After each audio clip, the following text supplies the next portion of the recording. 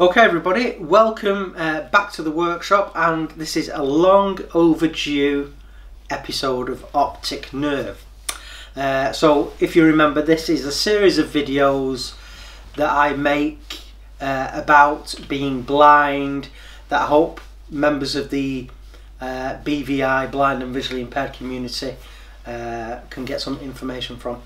And what we were discussing earlier on today, so I thought I'd do a video about it, and I've got Matthew, our friend and intern behind the camera.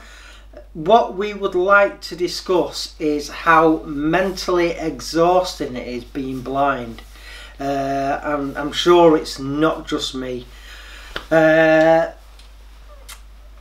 It's sort of like come up in a few conversations of late, and I've had to describe to people why I need the extra time to accomplish tasks regarding my professional career as a woodturner, and also just in general day-to-day life. So I'll start with general day-to-day life and just explain that when you have a severe visual impairment or you are blind, everything is a considered action. I've said this before, but it's such a crucial part of my life that it needs telling again. So I'm just going to come at it from a different angle later on. Everything that you do is a considered action, and what I mean by that, it's nothing more technical than you have to think very hard about everything you do. So for instance, just reaching for a cup on the table to have a drink of tea or coffee, if you're sighted, you just go bang, there it is. Now what I like to do is generally try and put things at arm's length if I can, so it is for me just an arm's length and I'm there. But when that's not able to be done, you're having to, right, I need to find my drink, where is it? You reach your hands out and you have a bit of a tap around. I am prone to reaching out to feel for something and knock it on the floor, and that's why I only have metal enamelled cups in the workshop, because the amount of china and ceramic mugs that I have smashed is, you know, it's unbelievable. It's off the chart. So that's just one example. Everything I do needs a mental thought, a consideration, and when you do that, from when you've woken up in the morning to when you go to bed, you can imagine how mentally tiring it is to do that.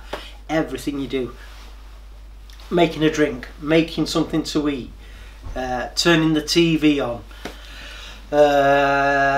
going to the lavatory, everything takes a lot of effort. Taking Bamber out in the garden, going to the shed, coming into the workshop, it just never ends. So you can imagine after a while you just get burnt out.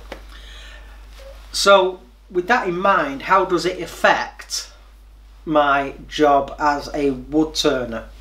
Well, when I'm here in the workshop, the same rules apply. Every time I need to feel for something, reach something, get something off a rack or a shelf, or do a process, do some turning, plug a machine in, again, everything needs that extra effort to accomplish the task, extra mental effort. So yeah, that gets tiring. Nothing can be taken for granted, and you have to think about everything you're doing. How does this translate into me being on the road? Well, let's, for example, talk about a wood turning demonstration at a club in an evening. I always ask the club secretary or the person that's booked me if they can get someone there approximately an hour before my demonstration is due to start, and that hour gives me time to think about my layout, how I'm going to position myself, where my tools need to be in a certain order, so I can get through the demonstration as efficiently and as safely as I can.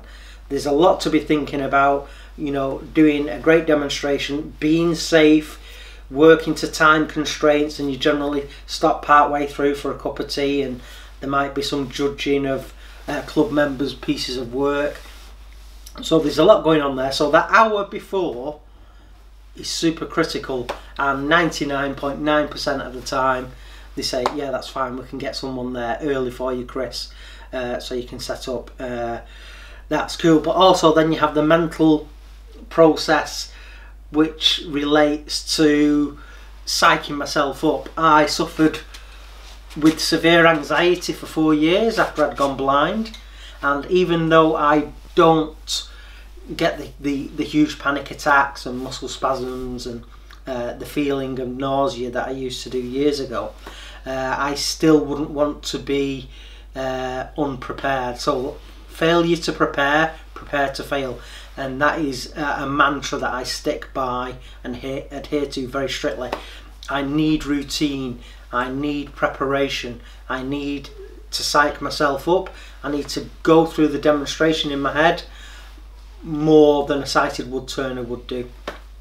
I'm not nervous doing the demos, I love it, it's great, and I get a lot of pleasure from doing it. It's just that I need people to understand and empathise as to how much extra time I need. So there's that. And then when it comes to a demonstration, say in a distant part of the country, so long journeys are involved and overnight stays, what I like to do is get to the demonstration venue the day before, and then I can unload the car the day before, get acclimatised with the venue, start to picture the setup, the layout, and again this is all taking, you know, extremes of mental effort and thought and processing. And also the car is unloaded, I'm happy knowing that there isn't, you know, £1,000 worth of kit in the car overnight. It's there, it's in place, it's ready, I'm pretty much set up. I can get there in the morning, but again I ask if I can get there a bit earlier than a sighted woodturner, get there and go through the final mental preparations and begin to psych myself up ready for the demo. And to be doing that for a full day, and a few projects are involved, and you're doing the demo, you're engaging with the audience, you're having fun, you're trying to keep safe and be as professional as you can. Huge effort. It's a huge effort. And generally on the drive home I don't like to talk much, and Nicola will say as a joke, right then, what do you want to talk about? And really my brain has just gone bleh. That's it, you know. I'm feeling a buzz, and you know, I'm feeling elated from, you know, finishing the demo and having a great time, but really I just like to sit there and contemplate what has just happened, what I've done, and relax and just come down gently and naturally. But you can also guarantee that a day or two after a big demonstration I will need a couple of afternoon naps just to start to recharge. And with that being said, we're off to Stafford this Friday for a demonstration at a woodturning club in Stafford on Friday evening. So tomorrow I will start packing everything up, getting what I need, everything in the right box, ready to load the car Friday morning in the right order so things are packed safely. So that's it really. It's hugely tiring being blind, in my opinion, and even more so being a blind professional craftsman.